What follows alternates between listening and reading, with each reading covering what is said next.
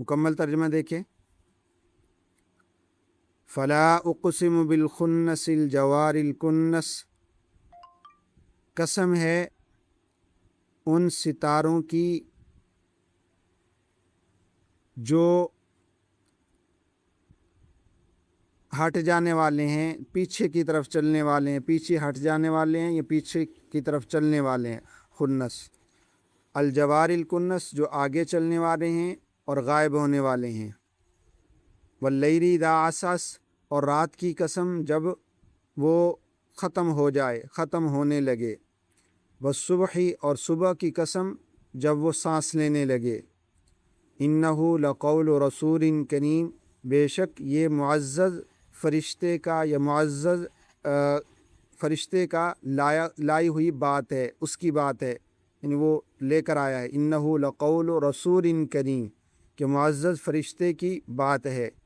ज़ी क़ुव्वतिन इंद दिल अर्श मकीन, वो अर्श वाले के नज़दीक क़ुव्वत वाला और मर्तबे वाला है, बुलंद रुतबे वाला है। मुताइन सम्मा अमीन, जिसकी वहाँ बात मानी जाती है, वो अमानतदार है। वमा साहिबुकुम बिमजनून, तुम्हारे साहिब यानी तुम्हारे साथी यानी मोहम्मद सल्लल्लाहु अलैहि वसल्लम बिमजनून, वो दीवाने नहीं हैं। वलक़द रआहु, बेशक उन्होंने उस फरिश्ते को देखा है, बिल उफ़ुक़िल मुबीन, के खुले किनारे पर।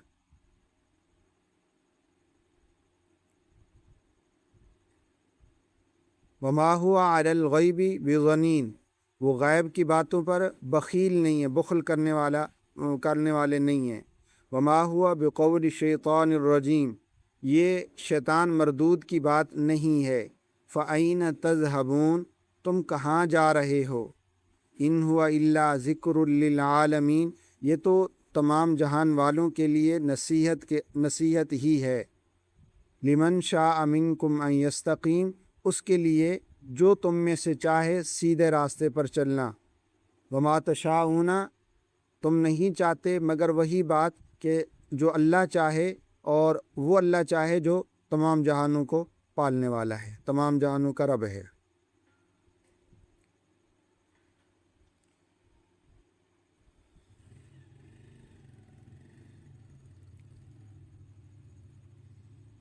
आज के सबक में अल्लाह ताला ने मुख्तलिफ़ किस्म की कसमें खाई हैं, और उसके बाद नबी करीम सल्लल्लाहु अलैहि वसल्लम की बात और कुरान करीम की हक़ानियत को ज़िक्र फरमाया है।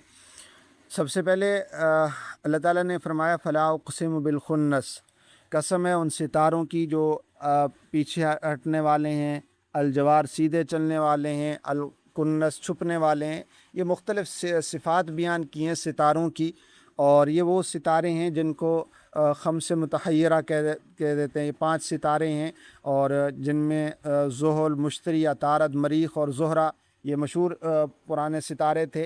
इन्हीं के चाल के ज़रिए लोगों के अहवाल मालूम करते थे और एक दूसरे के किस्मत जानने की कोशिश करते थे, जबकि इसकी कोई हकीकत नहीं है। तो बहरहाल अल्लाह ताला ने इन सितारों की कसम खाई है। किस वजह से कि ये सितारे यानी अहमियत रखते हैं, और लोग इनको समझते हैं कि ये सितारे हमेशा से हैं, और हमारे किस्मत में, हमारे नसीब के अंदर इनका कोई असर होता है। तो अल्लाह ताला ने इनकी कसम उठाकर फरमाया कि ये सितारे अहम हैं, लेकिन इनका नसीब के साथ कोई ताल्लुक़ नहीं, क्योंकि अगर ये ताल्लुक़ होता तो ये छुपते ना, ये कभी आगे ना आते, ये पीछे ना आते। ये तो अल्लाह ताला के हुक्म के पाबंद हैं। जैसे अल्लाह ताला इनको हुक्म फरमाता है वैसे आते हैं। कभी किसी मौसम में जल्दी आ जाते हैं, किसी मौसम में देर से आ जाते हैं। तो ये सारी चीज़ें क्या है, ये जब इतने सितारे जिनको तुम मुक़द्दस समझते हो, और तुम इनको समझते हो कि इनकी गर्दिश हमारे अहवाल पर असरअंदाज होती है, तो जब ये सितारे क्या हो गए, अल्लाह के हुक्म के ताबे हैं, अल्लाह के हुक्म के तहत ही चलते हैं, निकलते हैं, छुप जाते हैं, तो मालूम हुआ कि जब इन सितारों पर भी अल्लाह का हुक्म चलता है तो बाकी कायनात पर अल्लाह का हुक्म कैसे नहीं चलेगा। ये सितारे जब यहाँ से ख़त्म हो जाते हैं तो फिर बाकी कायनात का ख़त्म होना कौन सा मुश्किल काम है। तो इसलिए अल्लाह ताला ने इनकी कसमें उठाई, और इसके साथ साथ रात की कसम उठाई। اور دن کی قسم اٹھائی، واللیل اذا عسعس والصبح اذا تنفس، کہ رات کی قسم جب چھا جائے ختم ہونے لگے، اور دن کی قسم جب سانس لینے لگے۔ یعنی رات کا ختم ہونا یہ یعنی اس بات کی طرف اشارہ ہے کہ جتنے بھی پریشانی کے حالات ہوں ایک نہ ایک دن ختم ہو کے ہی رہتے ہیں، کوئی پریشانی ہمیشہ نہیں رہتی۔ حالات جیسے بھی ہوں ان کا یعنی حالات کی پریشانیاں ختم ہو کے رہتی ہیں۔ تو رات کا جانا یہ پیغام دیتا ہے کہ تمہارے اگر حالات مشکل ہیں، تمہارے زندگی میں تاریکی ہے، تو ایک نہ ایک دن اس میں صبح ہونے والی ہے۔ اور دن کا نکلنا یہ بھی احوال کی تبدیلی کی طرف اشارہ ہوتا ہے، تو کبھی دن آ رہا ہے، کبھی رات آ رہی ہے۔ تو کائنات کی ہر چیز میں تغیر ہے، ہر چیز میں تبدیلی ہے۔ یہ اس بات کی دلیل ہے کہ کائنات کو چلانے والا کوئی ہے، کائنات کو یعنی سنبھالنے والا ہے۔ اگر ان کے اندر تغیر نہ ہوتا، ایک جیسی ہوتی، تو پھر شاید اس سے سمجھ نہ آتی بات۔ لیکن جب یہ چیزیں کبھی آ رہی ہیں، کبھی جا رہی ہیں، کبھی حالات تبدیل ہو رہے ہیں، تو معلوم یہ ہوتا ہے کہ کوئی ہے جو ان کو حالات کو تبدیل کر رہا ہے۔ صبح کو ختم کر دیتا ہے، شام کو لے کر آتا ہے، شام کو ختم کر دیتا ہے، صبح کو لے کر آتا ہے۔ رات دن کی تبدیلی یہ اسی کی طرف اشارہ کر رہی ہے، کوئی ان سب کو چلانے والا ہے۔ اور پھر فرمایا، ان قسموں کے بعد فرمایا، انہ لقول رسول کریم۔ حضرت جبرائیل علیہ السلام کے بارے میں فرمایا کہ جبرائیل علیہ السلام بڑے معزز فرشتے ہیں اور ان کی بات مانی جاتی ہے۔ چونکہ قرآن کریم کی تعریف کرنا چاہ رہے تھے، قرآن کریم کے سے پہلے قرآن کریم جن واسطوں تک انسانوں تک پہنچا ہے، ان واسطوں کی یعنی اللہ تعالیٰ تعریف فرما رہے ہیں اور ان کے حق ہونے کو بیان فرما رہے ہیں کہ جب یہ واسطے صحیح ہیں تو اس کا مطلب یہ ہوگا کہ قرآن کریم بھی کیا ہوگا، یعنی صحیح کتاب ہے، اس میں کسی قسم کی تبدیلی، کسی قسم کی کوئی تغیر نہیں ہوا۔ تو اللہ تعالیٰ نے فرمایا، انہ لقول رسول کریم، کہ یہ اس فرشتے کا بات ہے، یعنی وہ فرشتہ لے کر آیا ہے جو بڑا عزت والا فرشتہ ہے اور اس کی بڑی عظمت ہے، طاقت بھی بہت ہے۔ حضرت جبرائیل علیہ السلام کے بارے میں فرمایا ذی قوہ، کہ بہت طاقتور ہے۔ اس کی طاقت کا اندازہ یعنی اس بات سے لگائیں کہ وہ ایک لمحے کے اندر یعنی عرش سے کیا ہے زمین تک وہ آ سکتا ہے، ایک چند سیکنڈوں میں آ سکتا ہے، حالانکہ اتنا بڑا فاصلہ ہے۔ اور اس کا ایک پر جو ہے، جیسا کہ نبی علیہ السلام نے دیکھا تھا حضرت جبرائیل علیہ السلام کو، تو ایک پر نے کیا ہے مشرق اور مغرب کو ڈھانپ دیا تھا، اتنا بڑا پر ہے ان کا۔ تو اس کے 70,000 پر ہیں، جب ایک پر اتنا بڑا ہے تو 70,000 پر ہوں گے تو ان کی رفتار کس قدر تیز ہوگی، یہ اللہ کی قدرت کی کاریگری ہے۔ تو ذی قوت عند ذی العرش مکین، اللہ تعالیٰ کے ہاں اس کا بڑا رتبہ ہے، عند ذی العرش مکین، اللہ کے ہاں معزز فرشتہ شمار ہوتا ہے، مطاع ثم امین۔ اللہ تعالیٰ نے فرمایا کہ وہ تمام فرشتوں کا اوپر یعنی سردار ہے، اس کی بات مانی جاتی ہے، اس کو کیا کیا جاتا ہے، امیر بنایا ہے اللہ تعالیٰ نے۔ تو جب امیر بنایا ہے تو اس کی بات مانی جاتی ہے اور سارے فرشتے ان کی حکم کو مانتے ہیں۔ تو یعنی حضرت جبرائیل علیہ السلام جب اللہ لوح محفوظ سے کتاب لے کر آتے ہیں تو خود طاقتور ہیں، خود اتنے یعنی معزز ہیں، اس میں کوئی غلط تبدیلی نہیں کر سکتے، اس میں کوئی بات اپنی طرف سے نہیں شامل کر سکتے۔ پھر راستے میں جتنے فرشتے آتے ہیں وہ سارے ان کے معاون ہوتے ہیں، کوئی ذرا برابر بھی اندیشہ نہیں ہے کہ اس بات میں کوئی آگے پیچھے کسی شیطانی طاقت نے ان کو تبدیلی کروا دی ہو، ایسے کسی چیز کا امکان نہیں ہے۔ تو اس لیے حضرت جبرائیل علیہ السلام کی صفات بیان کی اور اس کے بعد فرمایا کہ وما صاحبکم بمجنون۔ جب یہ ساری چیزیں حضرت جبرائیل علیہ السلام کے واسطے سے نبی علیہ السلام تک آ گئیں تو نبی علیہ السلام بھی جو بات کر رہے ہیں وہ درست بات کر رہے ہیں، وہ غلط بات نہیں کر رہے، وہ مجنون نہیں ہیں، وہ دیوانے نہیں ہیں، بلکہ دیوانے تو تم ہو جو نبی علیہ السلام کی بات کو سمجھتے نہیں ہو۔ جو دیوانہ ہوتا ہے وہ کبھی بھی کسی اچھی چیز کی دعوت نہیں دے سکتا، اس کا دماغ کام نہیں کرتا۔ جب نبی علیہ السلام توحید کی دعوت دے رہے ہیں، بھلائی کی دعوت دے رہے ہیں، نیکیوں کی دعوت دے رہے ہیں، تو وہ کیسے دیوانے ہو سکتے ہیں؟ کیونکہ نبی علیہ السلام کو یہ لوگ کہتے تھے کہ یہ نبی علیہ السلام کو نعوذ باللہ یہ کہتے تھے یہ دیوانے ہو چکے ہیں، ان کو سمجھ نہیں آتی۔ کیونکہ جب ایک نئی چیز لے کر آتے ہیں تو لوگ اس کو سمجھتے ہیں کہ یہ تو کوئی نئی چیز ہے، اس کا کوئی تعلق نہیں ہے، یہ ساری غلط باتیں ہیں، پتہ نہیں کہاں سے لے کر آئے۔ تو توحید ان کے لیے ایک نئی چیز تھی، تو نبی علیہ السلام ان کو سمجھا رہے ہیں، دلائل دے رہے ہیں، لیکن وہ اس کو مان ہی نہیں رہے۔ کبھی کہتے ہیں یہ شیطان کی بات ہے، کبھی کہتے ہیں یہ مجنون کی بات ہے، دیوانے کی بات ہے۔ تو اللہ تعالیٰ فرما رہے ہیں وما صاحبکم بمجنون، کہ وہ مجنون نہیں ہیں، بلکہ سارے یعنی عقلمندوں میں سب سے عقلمند تو نبی علیہ السلام ہے، ساری عقل و دانش تو نبی علیہ السلام کی ذات سے ہی ملتی ہے، تو وہ کیسے کیا ہو سکتے ہیں، مجنون ہو سکتے ہیں۔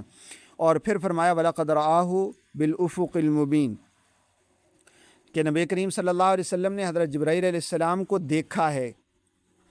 افق مبین یعنی کھلی آنکھوں سے دیکھا ہے۔ ویسے تو وحی کے ذریعے دیکھتے تھے، ملاقات بھی ہوتی تھی، یا کسی فرشتے کے انسان کے روپ میں حضرت جبرائیل علیہ السلام تشریف لاتے تو بھی ملاقات ہو جاتی تھی، لیکن کئی مرتبہ حضرت جبرائیل علیہ السلام کو براہ راست کیا ہے، نبی علیہ السلام نے ان کی اصلی شکل میں بھی دیکھا ہے۔ تو اس کا ذکر فرما رہے ہیں وَلَقَدْ رَآهُ بِالْأُفُقِ الْمُبِينِ کہ نبی علیہ السلام نے حضرت جبرائیل علیہ السلام کو کھلی آنکھ سے دیکھا ہے، لہذا ان کو غلطی کا امکان نہیں ہے، وہ واقعی جانتے ہیں کہ حضرت جبرائیل علیہ السلام ہیں۔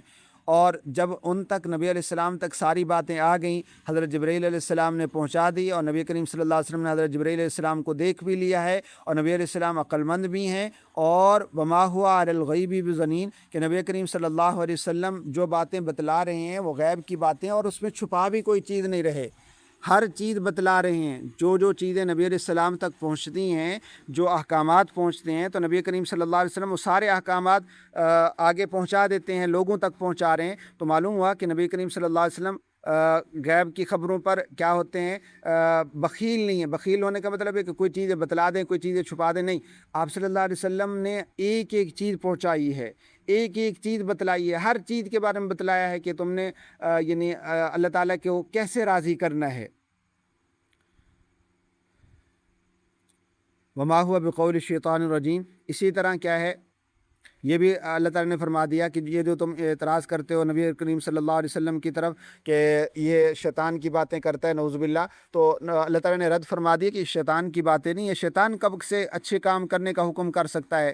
شیطان تو خود برا ہے، وہ برائی کا ہی حکم کرے گا، وہ اچھائی کا حکم نہیں کرتا۔ جب نبی علیہ السلام اچھائی کا حکم کر رہے ہیں، برائی سے روک رہے ہیں، تو یہ شیطان کی بات کیسے ہو سکتی ہے؟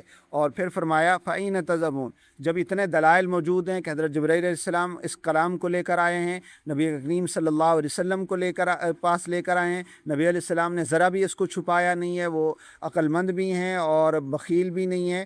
فَأَيْنَ تَذْهَبُونَ، تو ان سب کو چھوڑ کر تم کہاں جا رہے ہو؟ یعنی ایک نفع کا سودا ہے، تم ایمان لے آؤ، قرآن کریم کو سمجھو، اس کو پڑھو، تو اس کو چھوڑ کر تم جہاں جا رہے ہو نقصان کا سودا ہے۔ تم دنیا کے دنیاوی خواہشات کے لیے، دنیا کے فوائد کے لیے، چند دنوں کے فوائد کے لیے، دنیا کی لذتوں کے لیے کیا ہے، ایک ایسی چیز کو چھوڑ رہے ہو جو انمول ہے، جو سب سے زیادہ قیمتی ہے۔ فَأَيْنَ تَذْهَبُونَ، اللہ تعالیٰ فرما رہے پھر ان سب کو چھوڑ کر تم کہاں جا رہے ہو؟ توحید کو چھوڑ کر، نیک اعمال کو چھوڑ کر، اچھے اخلاق کو چھوڑ کر، اچھے معاشرے کو چھوڑ کر تم جس طرف جا رہے ہو یہ گمراہی ہے۔ فَأَيْنَ تَذْهَبُونَ، کیونکہ جب انسان کو پتہ چل جائے نا کہ ایک یہ راستہ بھلائی کا ہے اور یہ برائی کا ہے، پھر بھی وہ برائی کے راستے پر چل رہا ہو تو اس کو پوچھا جاتا ہے کہ کہاں جا رہا ہے؟ یہ تو تباہی کا راستہ ہے، یہ بربادی کا راستہ ہے، تم اس راستے پر نہ چلو۔ تو اللہ تعالیٰ بھی فرما رہے ہیں فَأَيْنَ تَذْهَبُونَ، تم کہاں جا رہے ہو؟ ان سب کے باوجود تم کہاں جا رہے ہو؟ واپس آؤ، بھلائی کے راستے کی طرف آؤ، نیکی کے راستے کی طرف آؤ۔ ان ہوا الا ذکر للعالمین، پھر فرمایا کہ قرآن کریم صرف نصیحت کے علاوہ کوئی چیز نہیں ہے، یعنی صرف اس میں نصیحت ہے، خیر خواہی ہے، تمام انسانوں کے لیے، تمام جہان والوں کے لیے خیر خواہی ہے، کہ اس سے بڑھ کر کیا ہو سکتی ہے کہ قرآن کریم کیا ہے، چونکہ انسانوں کو اللہ تعالیٰ کے رضا کا طریقہ سکھلاتا ہے، انسان کو اپنے منزل اصلی تک، اصلی گھر تک لے جانے کا طریقہ سکھلاتا ہے، تو اس سے بڑی نصیحت کیا ہو سکتی ہے کہ یہ نصیحت ہے کہ جہان والوں میں سے، البتہ نصیحت اس کے لیے ہوگی جو اس کو تلاش کرے گا۔ ان یستقیم لمن شاء منکم من یستقیم، نصیحت تو ہے لیکن اسی کے لیے نصیحت ہے جو اس کو تلاش کرے گا، اس کو حاصل کرنے کی کوشش کرے گا، سیدھا چلنے کی کوشش کرے گا۔ یعنی نصیحت ہے، سب کے لیے نصیحت ہے، لیکن جیسے ہوتا ہے نا بڑا سخی آدمی ہو اور وہ اپنے قیمتی سے قیمتی چیز سب کے سامنے رکھ دے اور کہے کہ تم کیا کرو، جس کے دل چاہے یہاں سے اٹھا کے لے جاؤ، جتنی چاہے اٹھا کے لے جاؤ۔ تو ایسے اللہ تعالیٰ نے قرآن کریم جیسی دولت سب انسانوں کے سامنے اللہ تعالیٰ نے رکھ دی ہے، سب انسانوں کو عطا فرما دی ہے، اور فرمایا کہ جو چاہے اس سے نصیحت حاصل کر لے، یعنی اپنی جھولیاں بھر بھر کے لے جائے، لیکن اللہ تعالیٰ زبردستی نہیں کریں گے۔ ایسا نہیں کریں گے جو ان سے پشت پھیر لے اور جو ان کی طرف پشت کر لے اور پیٹھ پھیر لے اور وہ کہے مجھے نہیں ضرورت اور اللہ تعالیٰ زبردستی اس کو دے. ایسا نہیں ہے.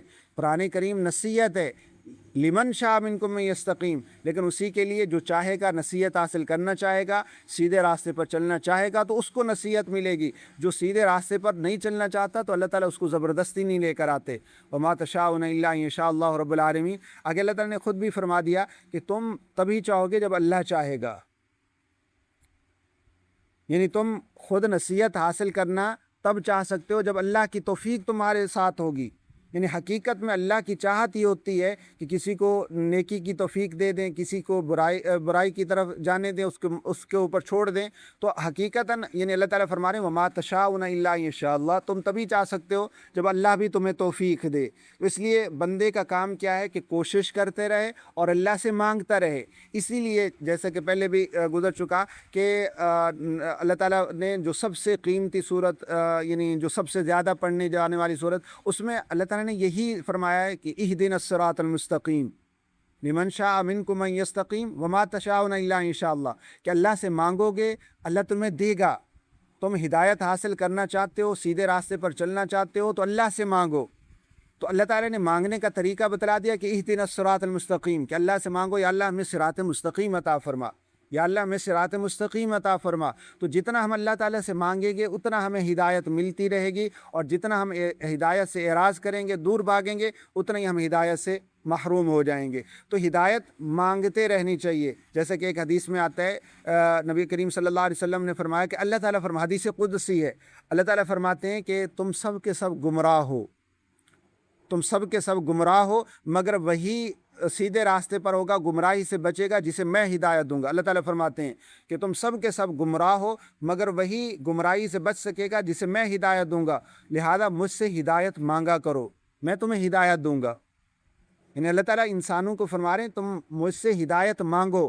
تو یہاں پر بھی اللہ تعالیٰ یہی فرما رہے ہیں لمن شاء منکم ان یستقیم، کہ تم میں سے ہدایت اسی کو ملے گی جو ہدایت پر چلنا چاہے گا، اور ہدایت پر چلنے کے لیے بھی اللہ کی طرف سے اجازت ہوگی تب ہدایت پر چل سکو گے. تو گویا کہ خلاصہ یہ ہوا کہ ہم اللہ سے مانگتے بھی رہیں، کہ ہدایت پر کوشش بھی کرتے رہیں، ہوگی اللہ کی توفیق سے. لیکن کوشش چونکہ انسان مکلف ہے کوشش کا، کہ انسان اپنے آپ کو کھپائے، اپنے آپ کو کوشش کرے، ہمت کرے، اپنا سستی نہ آنے دے، نیک اعمال کی کوشش کرتا رہے اور اللہ تعالیٰ سے مانگتا رہے تو اللہ تعالیٰ یقیناً عطا فرمائیں گے. تو اسی کو ذکر فرمائے وما تشاءون الا ان یشاء اللہ رب العالمین، کہ تم جب تک نہیں چاہ سکتے جب تک اللہ نہیں چاہے. اللہ اگر چاہے گا تو تمہیں کیا ملے گی؟ یعنی اللہ کی رضا سے ہی، اللہ تعالیٰ کے حکم سے، اللہ کی اجازت سے ہی تمہیں سب کچھ ملے گا. تو اس کا مطلب کیا ہوا کہ یعنی اللہ تعالیٰ یہ فرمانا چاہ رہے ہیں کہ تم مجھ سے ہدایت مانگو، تم سیدھا راستہ مانگو، قرآن کریم کی نصیحت مجھ سے طلب کرو. لہذا قرآن کریم سے نصیحت حاصل کرنے کی کوشش بھی کرتے رہنا چاہیے، اور ساتھ ساتھ اللہ تعالیٰ سے مانگتے بھی رہنا چاہیے یا اللہ ہمیں قرآن کریم اس کے ساتھ تعلق نصیب فرما، قرآن کریم کے سے نصیحت حاصل کرنے کی توفیق عطا فرما. یہ بہت آسان ہے. وَلَقَدْ يَسَّرْنَا الْقُرْآنَ لِلذِّكْرِ فَهَلْ مِن مُدَّكِّرٍ. اللہ تعالیٰ اعلان فرماتے ہیں کہ ہم نے قرآن کریم کو آسان فرمایا. کوئی نصیحت حاصل کرنا چاہتا ہے تو نصیحت حاصل کرنے کے لیے آئے، لیکن پھر بھی مانگے اللہ سے، کیونکہ اللہ تعالیٰ چاہیں گے تو نصیحت ملے گی ورنہ نصیحت نہیں ملے گی.